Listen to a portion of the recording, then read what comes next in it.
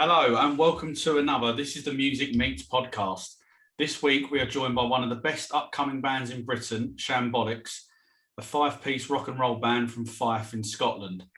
I'm joined by singer, songwriter and guitarist Forbes. Forbes, thanks very much for coming on, mate. How you doing? I'm good, my man. How's you? Yeah, can't complain. Obviously a bit of a bummer yesterday down here with the extension of the lockdown, but we won't go too much into that. That is quite unlucky. A bit of a bummer up here with our crap football team, but fuck it. Oh, don't worry. I will tell you now. The questions were written before the game yesterday, so there is a mention of the football. So I apologise in advance for that. Yeah, we're not the best, but we'll get there. It's good to be involved again, eh? Do you know what I mean? Definitely. So obviously we just mentioned it there because of COVID. Obviously, you haven't been able to really release any new material, but obviously on Friday, you just released your brand new single, Dreams, Schemes and Young Teams, which is a fantastic record. I'm guessing that you and the boys are delighted to be back.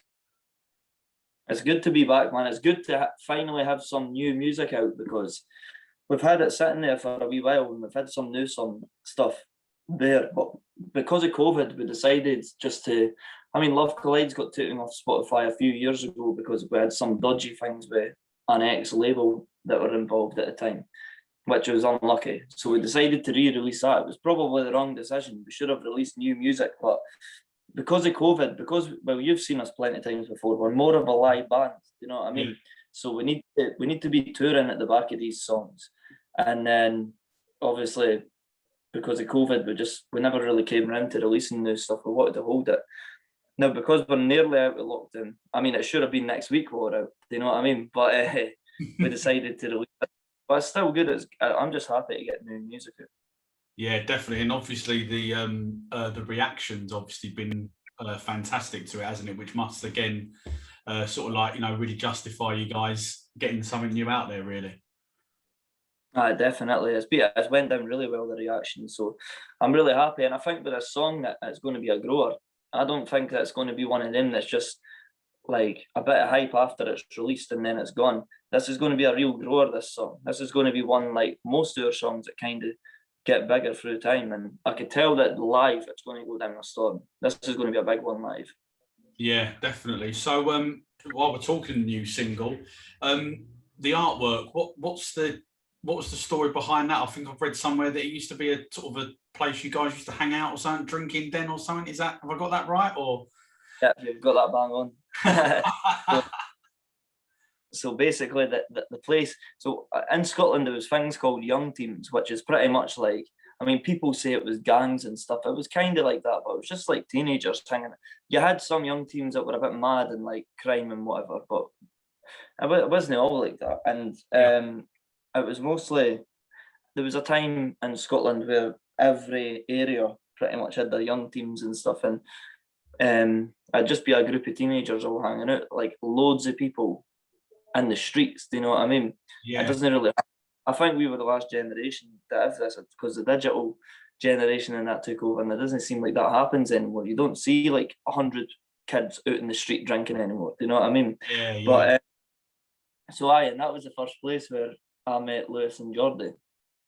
Down there, we just used to drink down there as young teenagers, underage, that carry on. It's an old abandoned bowling green, so we just thought it'd be good.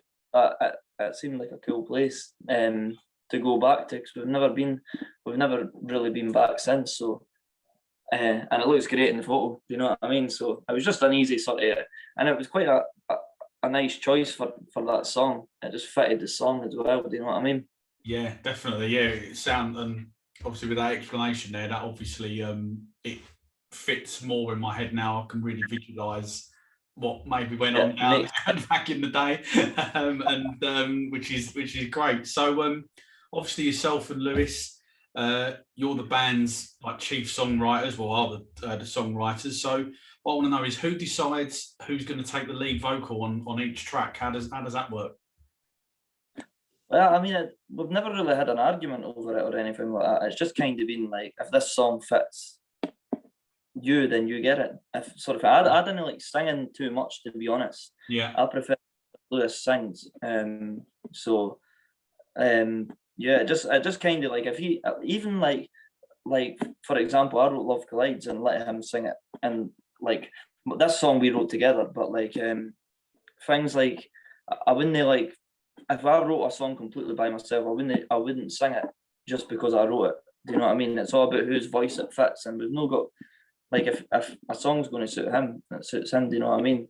I think his voice is more better for like a full Shams song anyway. Do you know what I mean? Yeah. I've got quite a too soft voice. Do you know what I mean? Maybe if it was a total pop Mariah Carey vibe singing, it would suit me. But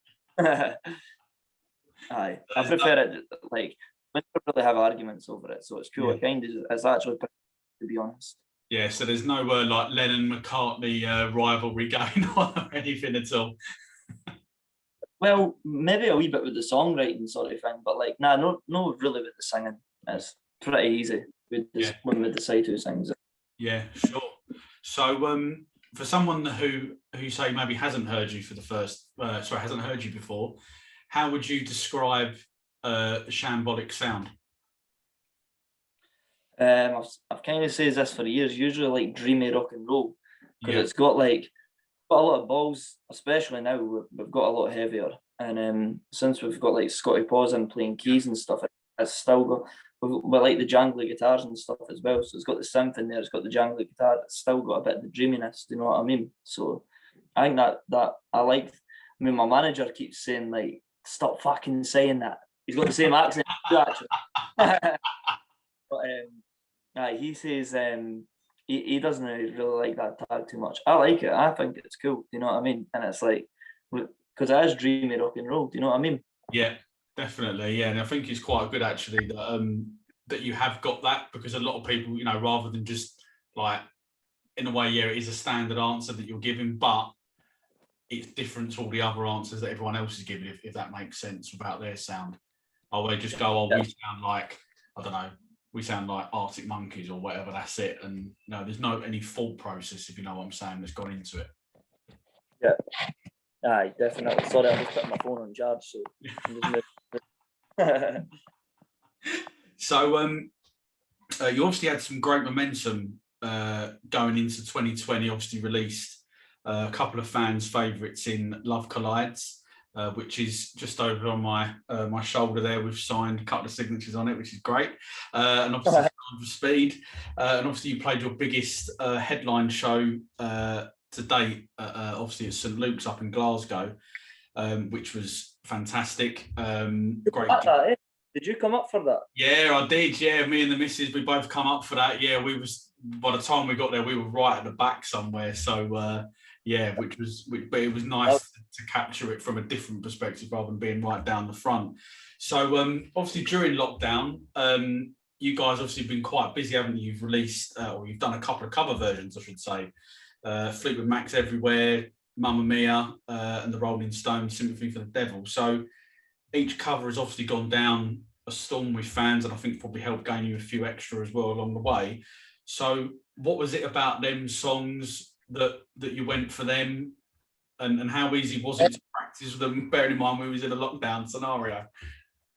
I was seeing some people doing isolation covers, and we wanted to do so. I mean, at the start of lockdown, you know what everybody was like, especially bands. Everybody was kind of scratching their heads and didn't know what to do.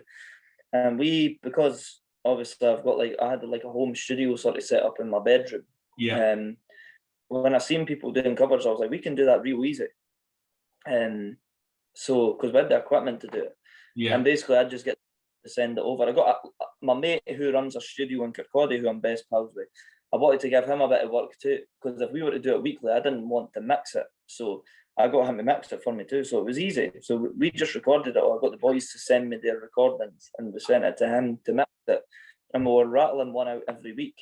And the songs that we decided to do they were just songs that we love. I might have came across a bit different, because then, like for example, we never done an Oasis cover or something. Oasis and the Beatles or something are our favourite bands. Yeah. So it was a bit different covers, but they're songs that we love. Like we love Fleetwood Mac and we love ABBA and Womack and things like that. So yeah, it was all a bit them, but it seemed to go down the storm, seemed to go down well. So Yeah, it's cool, man.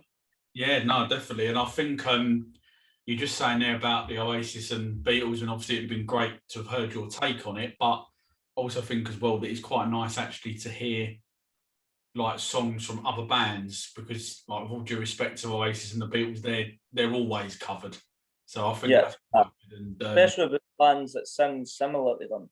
Yeah. Bands that similar to them that cover them, that you're not going to make too much of a difference on them. I mean, through time, we probably will end up doing one of the covers, but the thing is with bands like us is we've been a fan of Oasis and stuff all our life. So when we were first learning guitar and stuff, we were always playing these songs. Yeah. So not saying that we're bored of them. We never get bored of these songs, but it's just good to try something different. Do you know what I mean?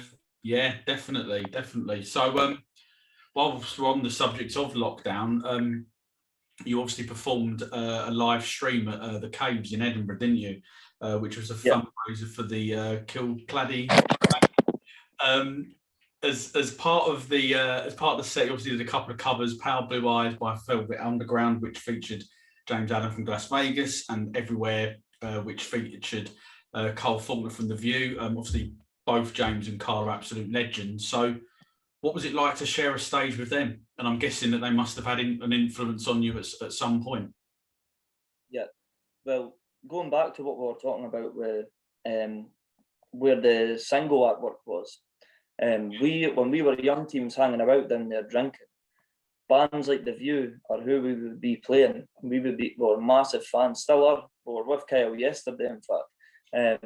So massive fans. I was just speaking to him about half an hour before came on this as well, and it's cool to be like mates with him now. Do you know what I mean? But we were huge fans of The View growing up. Same with Las Vegas and stuff. So yeah, it was cool to perform, because years ago that would have been like totally a dream come true. Do you know what I mean? And would have been on the bucket list and stuff. Especially The View. We were like one of our favourite bands, and because The View are from Dundee, which is only about 20 minutes away from Fife, they were one of the bands that we kind of took inspiration from, because there's not really a lot of bands from our area. Do you know what I mean? Yeah. So they were a band for us to look up to and who we wanted to be like and stuff. So yeah, it was great, man. Yeah, and I guess as well they say don't meet your heroes, but is that not the case in this instance? Who was that? Sorry. It's I always say not to meet your heroes, but I'm guessing that is in their case, like, that's not the. I've been pretty, I mean, I've not met every one of my heroes. I've not met too much famous people, to be honest. But the people that I've met, have been brand new. They've been totally fine. So I've been pretty lucky with meeting people who I'm influenced by, because I've never had a problem with any of them. I've always got on cool with everybody. So I'm still waiting to meet an arsehole.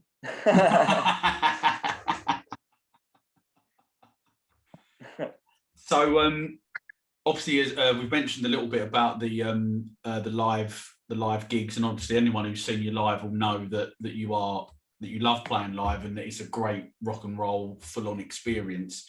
Obviously, you played a gig yesterday, didn't you, in Manchester, the first one in 15 months or something, I think it was. And obviously, you've got some live dates lined up in August at the Garage in London, which I can't wait to see you at.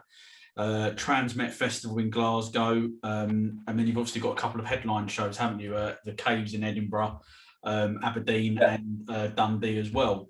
And I believe that there's still a limited number of tickets for Edinburgh and Dundee. So once you've finished listening to this interview, go and buy a ticket for them gigs. Looking forward to them gigs. How excited are you to get back out on the road again and touring? It's going to be class, man. I was just hearing not a couple of hours ago as well that Edinburgh's about to sell out, so that's looking good. Edinburgh looks like it's going to go in the next week or two, and Aberdeen's doing pretty well as well. We've only played Aberdeen once or twice, so it looks like that's going to go. I think once Edinburgh goes, that'll go as well. Do you know what I mean? So we're looking like the gigs will all be sold out by the next month, so happy with that. That's going to be good. And then Transmit, that's going to be class as well. Like Tea in the Park was the big festival before Transmit came along, and that was in Fife stuff. So I used to go to that all the time. When Transmit first came along, that's when we started playing in bands, and the Shams especially. So I always says I'm not going to go to that until we play it. So it's going to be good to finally see Transmit. You know what I mean? Definitely. It looks a really good lineup. And then keep your eyes peeled after that, because once we do Transmit, we're going to have some good things coming towards the end of the year. So it's going to be a good year, man. There you go. You heard it here first. So if Boris and from my end down here and Nicholas Sturgeon at yours, if you can kindly stop messing us all around so that we can get back to live music, then that would be much appreciated. So you've kind of like touched it on it there a little bit. What is next for the Shams? Can we expect any new more? Sorry, I'll start that again. Can we expect any more new music across the summer and into the winter at all? And definitely, we've already been in the studio. So this year, the New Year's resolution this year was to make sure that every song we release is completely brand new music that no one's heard. So even ones that we've never played live. So we've got plenty of songs sitting there, and we're already a step ahead. We've already been in the studio and stuff. We're just focusing on writing new music and stuff this year. So it's going to be good, man. New music definitely coming this year. Brilliant. I can't wait, and I'm sure that the rest of the Shams fans will echo that sentiment. So obviously you've recently relocated the recording studio, haven't you? Eggman Studios. How important has that been in like the development of the band, you know, in terms of like rehearsing? And obviously you've been together for quite a while, but you know, sort of, you mentioned the sound changed a little bit. Has that played a big role for the band at all, or? Yeah, definitely, because we all relocated to Glasgow. But the only one that's not is Jake, our drummer. Yeah. But we all relocated to Glasgow just because, like, with lockdown happening and stuff, everybody was kind of down and things. And then I'm one of these people that has to stay active. I have to be busy all the time. Yeah. You know what I mean? Start to crack up. And we had the studio in Dunfermline. The studio was good in Dunfermline, but it didn't seem like it was going to develop anymore. It was like the furthest it can go. I couldn't get any better, to be honest. I could only get worse. So I was like, do you know what? Let's just do it. Let's do the move to Glasgow. And we'd always thought about moving to Glasgow eventually, but it was always kind of like, oh, when the Shams break, that's when we'll go. But it's like, there's no point in waiting like that. You know what I mean? So we just say, fuck it, pretty much. Moved the studio. And when I moved the studio, I quickly realised I need to live through. So me and Lewis lived together, and Jordy and Paws, the keyboard player, lived together. And it's been probably the best move we could have ever done, because it's progressing the Shams a lot. And we kind of had to go for it, because I always feel that we've kind of had chances to do well, but then we've had setbacks. Do you know what I mean? Yeah. We've always had setbacks in the Shams. So yeah, it seemed like it made sense to move here. Yeah, sure. And obviously, apart from you guys, is there, and I know you've had a guy up there, Mark McLean, I think you've recently recorded in there. Is there anyone else that anyone might have heard of that's used the studio at all, or? I mean, because we've only opened, we've not had too much, but we had Mark McLean in. Mark's a great guy. We had him in Fife when we were recording there as well. So he's been a loyal customer to us. We've got a girl called Carly Connor who's really good. She like absolutely frightening singer. She's kind of done a lot of gigs before. She got signed to Atlantic when she was like 17, but with a horrible side of the music industry, she kind of got fucked over and stuff. But like an absolutely outrageous talent. She has great voice. And we've got another band that's doing really well. Pandas are called, so watch out for them. They're a new band. Yeah. But I'll say after this interview, I'll send you some of the tracks. You'll like them, mate. So they're really good. So they're going to do really well, I'm sure. Yeah. So yeah, I've heard a few of their songs. So I think the studio will pick up, like once the live comes back, the studio will pick up a lot more then as well. Do you know what I mean? Yeah, definitely. Yeah, definitely. So obviously the legend that is Alan McGee signed you to his Creation 23 record label. What was it like? What's it been like working with him? And have you got any funny stories about him that you can share at all? It's been good, man. McGee's a good guy. It was quite a dream as well, because I say is like when we picked up guitars and stuff, and before that, like I was about 17, 18 when we first started playing. I was quite late to it, and it was an Oasis documentary I used to watch all the time, and McGee was on it, and I'd always say, we're going to write songs, I'm going to write loads of songs, I'm going to form a band, and I'm going to send that guy the tunes, and he's going to sign us. And it ended up actually happening, which is pretty mad. So it's cool.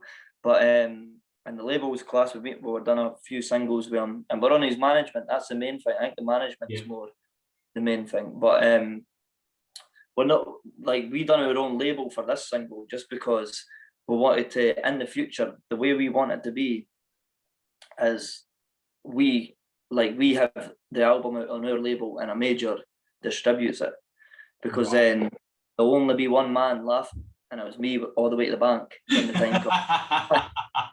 But aye, it'll be like, we're still managed by McGee and stuff, and he's a great guy. And off the top of my head, I can't really think of any, because like the thing with McGee tells us funny stories. Do you know what I mean? But he's not as mad as what he was in the 90s.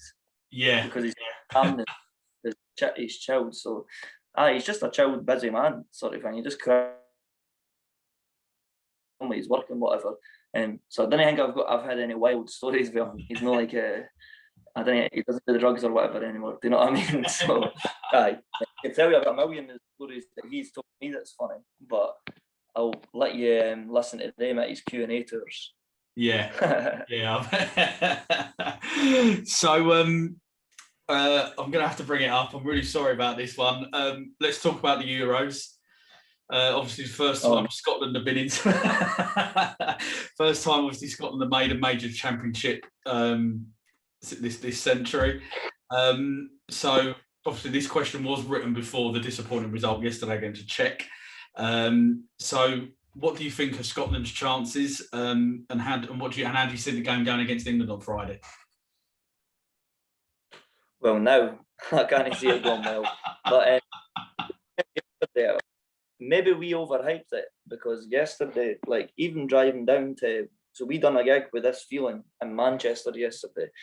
Kyle Faulkner from The View was playing it as well, so it was pre-Scotland game, and it was Scottish acts that were playing it, and it was like a football festival thing, so it was great to go back gigging again and stuff. But we were buzzing going down, and we had like a Scottish playlist on and stuff. It was like, yes, it's finally going to be the fucking time.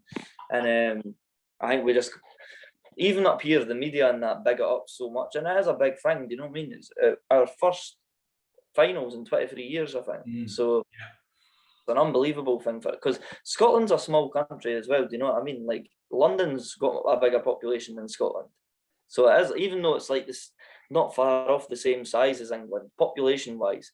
What's the population in England? 70 million or something like that. Yeah, and Scotland, about that. Yeah. 6 million. Do you know what I mean? So we are the underdogs, but everybody loves an underdog story. And I actually thought that we could have drew yesterday or won.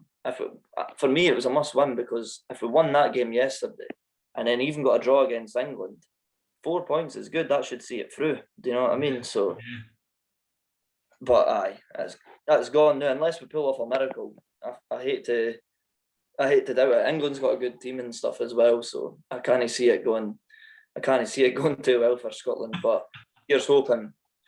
Well, hope it doesn't go that well for you. I'm not gonna deny that. So, but obviously, with how the Euros is working this year, it's a very weird.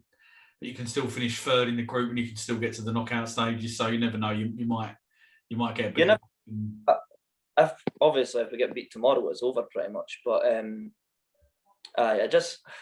you never know. Do you know what I mean? We could cause the upset. You never know, and it would be monumental. And we would never let you hear the end of it. So I hope it does happen. Definitely, I agree with you there. You wouldn't let us know the end of it. So, what music are you currently listening to? Is it sort of older stuff? Is it new stuff? You've mentioned a few. You mentioned Pandas there. Anyone else at all? Or? I've been honestly, I'm quite a weirdo nowadays with music, and I've been in a weird phase with Paramore. You heard Paramore? Yeah. A weird phase with them. Don't know why, but I used to rip the piss out of my sister for listening to them in high school. So it's come full circle now. Exactly. I've been in a mad phase with them, and Olivia Rodrigo, who's just got a #1 album, and she's #1 in the charts, which is really good, because the song that's #1 has there's a lot of guitar playing and stuff in it. It's quite like band sort of stuff. Good For You, it's called. I really like that. So it's quite weird collection of music I've been listening to recently, which is strange. So you might get a few Shambolics pop songs soon. keep our ears peeled for that. So, musical heroes, who are they? Everybody from the Beatles, I'd say, speaking on behalf of everybody in the Shams, I'm sure we'd all say the Beatles is our all-time favourite band, and probably Oasis just after that. But we love everybody for the Beatles. Stones, Stone Roses, Fleetwood Mac, Arctic Monkeys, the La's are a big influence. But there's loads, like, I love everything, and the boys have all got quite an eclectic music taste too. Everything from like Tupac to ABBA. Yeah. You know what I mean? And the Eagles and stuff. I love country music. Early, it's got to be quite early country music. Been listening a lot to Marty Robbins recently, who's a country singer from the 60s and 70s. So yeah, we've got a big eclectic taste in music. Love hip hop, 90s hip hop and stuff. So it can range for a lot of things. Yeah. Oh, okay. Cool. So, a couple of fun questions, quick fire questions. Which Shams member would you least likely to be stuck in a lift with? I'd say Lewis, because he's annoying sometimes, but then I live with the fuck, so I wouldn't really have a choice. I had a feeling you were going to say Lewis. What's your favourite Shams song to play live? I think it's going to be, well, it's usually something like Chasing a Disaster or something. I really like playing that live, but I like playing them all live, obviously. Chasing's a good one. I think Schemes is going to overtake it all. I think that's going to be the one live. That's going to be a big one live.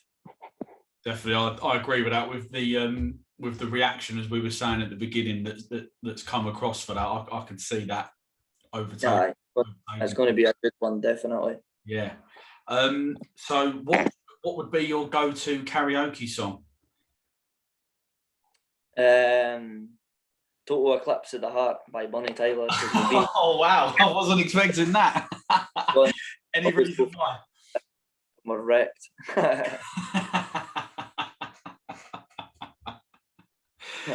So you're stranded on a desert island. Which 3 albums are you bringing? That's quite a hard one. It would be any Beatles album. Probably, I'm going to say, just because I listened to it for the first time in a long time yesterday on the drive up the road from Manchester, I'll say Abbey Road by the Beatles. Yeah. Amazing album. I'll have to say an Oasis one, obviously. So let's say Definitely Maybe by Oasis. Mm-hmm. That song inspired me. That album inspired me loads. And then let's go for Rumours by Fleetwood Mac. Nice. Great choices. All 3 of them, great choices. So any messages for Shambolics fans? Hurry up and buy tickets to our gigs, get them sold out. Buy a t-shirt while you're there as well. Nah, I'm only joking. New music for you all soon. That's the message. Yeah, lovely. And what are your hopes and dreams for the next 5 years? Just to go for it and have a good time while we're doing it, because sometimes we can get caught up in it. Sometimes it can get a bit, especially myself, I start to get a bit stressed when we've got loads of work to do with our own stuff, and if songwriting's not happening or whatever, I get a bit stressed. But just to enjoy it all on the road and have a good time and make plenty of money off it in the end, because there's no denying it. People say it's no for the money, but when you've grew up for where we've came from, it's all about the money. Yeah, I totally understand that. Totally. And, I don't blame you for saying that at all. So, unfortunately, that is the end of the podcast. Forbes, massive thanks for coming on tonight. I've really enjoyed it. Obviously, massive fan of the band, so I've really enjoyed getting to know you a little bit better, and basically sort of the inner workings of Shambolics. Dreams, Schemes and Young Teams is out now and available to stream, download on all of the usual platforms. And obviously, as we've already said, there are still tickets available for the Shams. Scottish dates in October from either the Shams Facebook page, I think I'm right in saying, or gigsinscotland.com. Thanks very much for listening to the podcast. Please click subscribe on your podcast listening provider. Give us a like on YouTube and everywhere else that we post this, and give our social media channels a like, as well as Shambolics. Finally, just want to say thanks very much again, and MonTheShams. Cheers, mate, and thanks. And shout out to yourself as well, you and the missus, because you two were some of our first ever London fans. So pleasure being on here with you, mate, and I appreciate the support. Cheers, man. Massively appreciate that. Thanks very much. And I'll see you somewhere down. Well, see you in August. Aye, definitely, man. I'll see you then. See you then, man. Thank you.